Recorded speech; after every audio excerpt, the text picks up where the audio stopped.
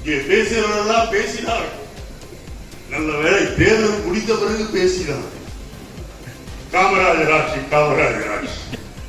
தேர்தலுக்கு பேசி இருக்க முடியாது, பேசவும் கூடாது. ஆகவே என்னை பொறுத்தவரை யார் நல்லாட்சி தந்தாலும் அது காமராஜர் ஆட்சி தான். ஸ்டாலினை பொறுத்தவரை அவர் நல்லாட்சி தந்து கொண்டிருக்கின்றார். அவரை முழு மனதோடு நான் பாராட்டுகின்றேன். ஆட்சிக்கு எப்படி வேண்டுமானாலும் பெயர் வைக்கலாம். காமராஜர் ஆட்சி என்று பெயர் வைக்கலாம், அல்லது திராவிட ஆட்சி மாடல் ஆட்சி என்று பெயர் வைக்கலாம், அல்லது கக்கடை போன்றவர்கள் என்றுதான் சொல்லலாம். எல்லோற்றையும் விட நல்லவர் அரசாங்கத்தை நடத்துகின்றவர்களுக்கு நாம் துணை நின்றாக வேண்டும். என்னை பொறுத்தவரையில் உங்களுக்கு கொஞ்சம் மனது வருத்தம் இருந்தாலும் கூட நான் ஸ்டாலினுடைய ஆட்சியை காமராஜர் ஆட்சி என்று சொல்வதிலே எனக்கு சிறிது தயக்கமும் கிடையாது. சில தவறுகள் இருக்கலாம், அதை திருத்திக் கொள்வோம்.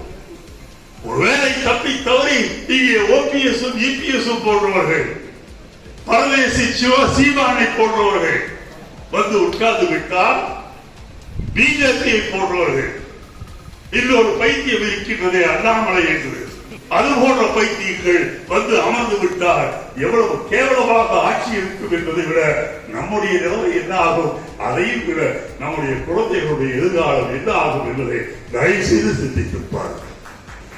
பெயர் முக்கியம் கிடையாது, செய்கின்ற காரியம் தான் முக்கியம். இன்றைக்கு பெண்களுக்கு எவ்வளவு வசதிகளை நாம் செய்திருக்கின்றோம். நாம் என்றால் முதலமைச்சர் ஸ்டாலின் அவர்கள் எவ்வளவு செய்திருக்கின்றார். பேருந்துகளிலே இலவசம், மாதத்திற்கு 1000, கல்லூரியிலே படிக்கின்ற பெண்களுக்கு 1000, 6000 என்று வரிசையாக நல்ல பல காரியங்களை செய்து கொண்டிருக்கின்றார். இத்தனைக்கும் கேடியின் ஆட்சி மத்தியிலே இருக்கின்றது. ஆட்சி நமக்கு வெள்ள நிவாரணம், புயல் நிவாரணம் கூட 1 பைசா தரமாட்டேன் என்று சொல்கின்றார். எத்தனையோ ஆயிரம் பற்றி கதைகள் நிறைய ஆங்கிலத்திலே வரும். அது போன்ற 3 முட்டாள்கள் தான் இந்த 3 பேரும். அந்த 3 பேரும் ஒன்றாக நடந்து போகும்போது நீங்கள் பார்த்திருக்கின்றீர்களா? அது ஒரு மாதிரி இருக்கும். இது மிருகக்காட்சி சாதிக்குள்ளே குரிலா குரங்குகளை பார்ப்பது போன்றுதான் இவர்களுடைய நடையும் இருக்கும், அவர்களுடைய உருவமும் இருக்கும். எதற்கு சொல்கின்றேன் என்றால் அவருடைய மனதும் குரங்கு மனதுதான். நாட்டுக்கு நல்லவைகளை செய்ய வேண்டும் என்பதற்காக அவர்கள் வரவில்லை. இந்து மதத்தை நாம் நிலைநிறுத்த வேண்டும் என்று இந்து வெறிபிடித்து அவர்கள் இங்கே வந்திருக்கின்றார். முடிவிலே என்ன ஆகும் என்று யோசித்து பாருங்கள். இந்துக்களை தவிர மற்றவர்களால் இந்த நாட்டை விட்டு வெளியேற வேண்டும் என்று சொன்னால் எல்லா மதத்தை சார்ந்தவரும் கையிலே கத்தி இருந்தார் என்று ஆகும். வெக்கால தோட்டத்தில் இருக்கின்றவர்களுடைய உயிருக்கு பாதுகாப்பு இருக்காது. அக்ரஹாரத்தில் இருக்கின்ற உயிர்களுக்கு பாதுகாப்பு இருக்காது. குழந்தைகளுக்கு பாதுகாப்பு இருக்காது. வேலைக்கு செல்கின்ற உரிமை நம்முடைய கணவன்மார்களுக்கும் தம்பிமார்களுக்கும் புருஷர்களுக்கும் மறுக்கப்படும்.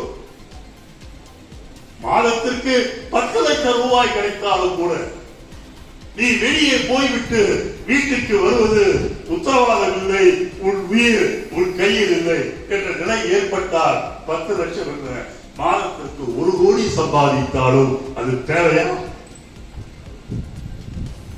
ஒரு அமைதியான நாம வேண்டும். நம்முடைய குழந்தைகளுடைய எதிர்காலம் வேண்டும். அமைதி திரும்ப வேண்டும். மக்கள் அமைதியாக இருக்க வேண்டும் என்பதற்காகத்தானே காந்தி சுதந்திர போராட்டத்தில் கூட வன்முறையை நுழைக்கிறது. தன்னைத்தானே வருத்திக் கொண்டார் உள்ளார்கள். அத்தகைய தலைமையில் நம்முடைய மற்ற தலைவர்கள் போராடி வாங்கி தந்த இந்த சுதந்திர நாட்டிற்கு இந்த மோடியை போன்ற பைத்தியக்காரர்களால் ஆபத்து என்றால் அந்த மோடியையும் கூட்டத்தையும் துரத்த வேண்டியது நம்முடைய கடமையா இல்லையா? இது ஏதோ விளையாட்டாக நாம் பார்க்கக்கூடாது. இன்றைக்கு வரலாற்றில் எப்படி இருக்கின்றது? நம்மை பொறுத்தவரையில் நாம் கொஞ்சம் புத்திசாலி. சேர சோழ பாண்டியர் என்று சொல்லி அந்த காலத்திலேயே கொஞ்சம் புத்தியோடு இருந்தவர்கள். வரலாற்றில் இருக்கின்றவர்களுக்கு அறிவும் கிடையாது, ஆற்றலும் கிடையாது. ஆனால் அவர்களும் இன்றைக்கு உணர ஆரம்பித்திருக்கின்றார்கள். நம்முடைய வாழ்க்கை நம்முடைய குழந்தைகளுடைய வாழ்க்கை சுபிட்சமாக இருக்க வேண்டும் என்று சொன்னார் இளம் தலைவர் ராகுல் காந்தி பிரதமராக வர வேண்டும். 5 வருடத்துக்கு முன்பு ஸ்டாலின் சொன்னதை இன்றைக்கு வடநாட்டிலே சொல்கின்றார்கள் சொன்னால் அந்த இளைய தலைவர் மீது எவ்வளவு நம்பிக்கை நமக்கு மட்டுமல்ல கன்னியாகுமரியில் இருந்து மேலே இளையமலை வரை இருக்கிறது என்பதை நீங்கள் சிந்தித்து பார்க்க வேண்டும். நம்முடைய தலைவரை பொறுத்தவரையில் செல்வதற்கு அவர்களை பொறுத்தவரையில் தான் சொல்றேன். நம்முடைய காங்கிரஸ் பேரியல் இங்கே பல முகங்களை பார்க்கிறோம். இந்த கூட்டத்தில் இருக்கின்ற கிட்டத்தட்ட 90% என்னோடு 30-35 ஆண்டுகளாக பழகிட்டு உங்களை எல்லாம் பார்க்கும் போது எனக்கு ஒரு உணர்வு என்னவென்றால் காங்கிரஸ் கட்சி மீண்டும் டெல்லியிலே தலைமைக்கு வர வேண்டும். அதுதானே நம்முடைய எண்ணம், அதுதானே உங்களுடைய ஆட்சியிலே இல்லை. குறிப்பாக தமிழகத்தில் 67 இருந்து நாம் இல்லை என்று சொன்னாலும் இந்த இயக்கத்தோடு உங்களை பிள்ளி பிழைத்து வைத்திருக்கிறீர்களே என்ன காரணம்? மாசமானால் யாருக்காவது பட்டா வாங்கி கொடுத்துட்டு பணம் அடிக்கலாம் என்பதற்காகவா? இல்லை காவல் நிலையத்திலே சென்று வருவதை பாதி வாங்கி அந்த தொட்டிக்காரனுக்கு கொடுத்து விட்டு பாதியை நாம் பாக்கெட்டில் போட்டுக் கொள்ளலாம் என்பதற்கு அல்ல.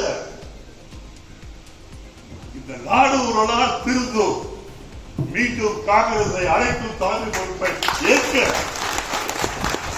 இந்த காரணத்தால் தான் எதை பற்றியும் கவலைப்படாமல் இருக்கிறது. இந்த தேர்தலிலே வேலைகள் செய்தீர்களே, எவ்வளவு அருமையாக நீங்கள் வேலைகள் செய்தீர்கள். பணம் நாம் யாரிடமும் போய் கேட்கவில்லை. நாம் பாட்டு நம் வேலையை ஆரம்பித்தோம். நீங்கள் எல்லாம் வார்டு வார்டாக சென்று வாக்குகள் சேகரித்தீர்கள். நம்முடைய தமிழ்நாடு காங்கிரஸ் கமிட்டி தலைவர் ராஜேஷ் அவர்களை விட்டு நாம் ஒரு பொதுக்கூட்டம் நடத்தினோம். தொடர்ந்து காரியங்களை செய்ததாகவே அவர்களாகவே நம்ம இடைக்கு கொண்டு போக ஆரம்பித்தார். ஆக நம்மை பொறுத்தவரை எல்லாம் ஒன்றுகள் தெளிவாக இருக்க வேண்டும், இருக்கின்றீர்கள் என்று எனக்கு தெரியும்.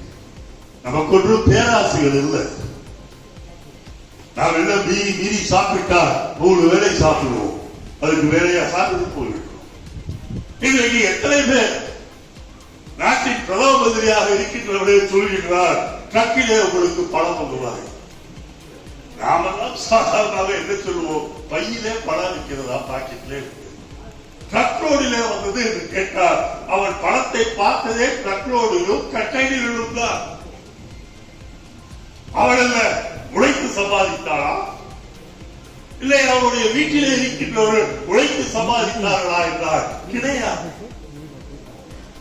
நாட்டை கொள்ளையடித்த பணத்தில் மீண்டும் இந்த நாட்டை கொள்ளையடிக்க வேண்டும் என்ற நிலையில் தான் அவர்கள் இன்றைக்கு வந்து கொண்டிருக்கின்றார்கள். அவர்கள் நம்முடைய நல்ல வேலை தமிழகத்தில் மிகப்பெரிய கட்சிகள் எல்லாம் அவர்கள் பின்னாடி இருக்கின்றனர். வாசனை போன்றவர்கள் எவ்வளவு பெரிய கட்சி.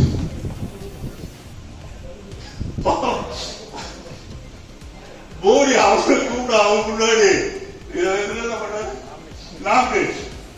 அதை விட இன்னொரு பெரியவர் இந்த மரம்பெட்டிகள். மரம்பெட்டிகள் அவரோட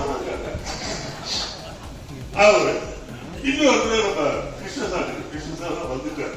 ஜான்பாடி தென்னரமே அளவு அவர் அங்கே போய் நின்று முழங்கினார். தாமிரபரணி என்ற ஆறு தூக்கி எழுந்து மதுரைக்கே செல்லும். அவ்வளவு பெரிய தலைவர். ஏன்னா ஊர்ல வித்தோட்டம் அவனை எல்லாம் செய்து கேட்டா பெரிய கூட்டணி. எவ்வளவு பெரிய கூட்டணியை அமைத்திருக்கின்றதா? அமைதியாக இருக்கிறது. நமக்கும் மம்தாவுக்கும் பெங்காலிலே கூட்டணி ஏற்பட முடியவில்லை. அவ்வளவு பெரிய பெண் என்பதை விட அவ்வளவு கோபமாக காளியை வழங்குகின்ற அவர்கள் இன்னொரு காளியாக அந்த மம்தாவை பார்க்கின்றார்கள். அவ்வளவு பெரிய மம்தா இன்றைக்கு சொல்லி இருக்கிறது, வெற்றி பெற்றால் நாங்கள் இந்திய கூட்டணியை ஆதரிப்போம் என்று சொல்லி இருக்கின்றேன். நாட்டிலே இருக்கின்ற அத்தனை நல்லவர்களும் ராகுலின் பின்னால் அணிவகுத்து இருக்கின்றார். 5 வருடங்களுக்கு முன்பு ஸ்டாலின் சொன்னதை வர இருக்கின்ற 4ஆம் தேதிக்கு பிறகு இந்தியாவிலே இருக்கின்ற அத்தனை தலைவர்களும் ராகுல் பிரதமராக வர வேண்டும் என்று கண்டிப்பாக சொல்வார். அவர் பிரதமராவது உறுதி என்று சொல்லி உங்களிடையே விடைபெறுகின்றேன். வணக்கம்.